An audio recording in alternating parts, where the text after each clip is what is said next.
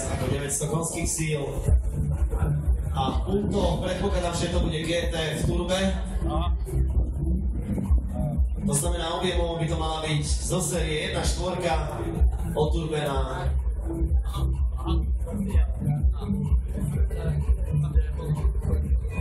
Priatelia, ešte neviem síce presný čas, ale nezabúdajte, dneska ešte exibičné jazdy. Jedna zo zlatých klincov dnešného programu bude určite 2500 koňový jagáč. Dobre. Je to Camaro Chevy z roku 79, ktorého dnešné nastavenie dovoluje výkon 2500 konských síl.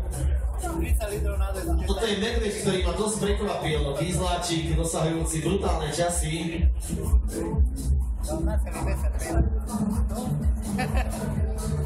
Hlavne solidito odklepol pilot tohto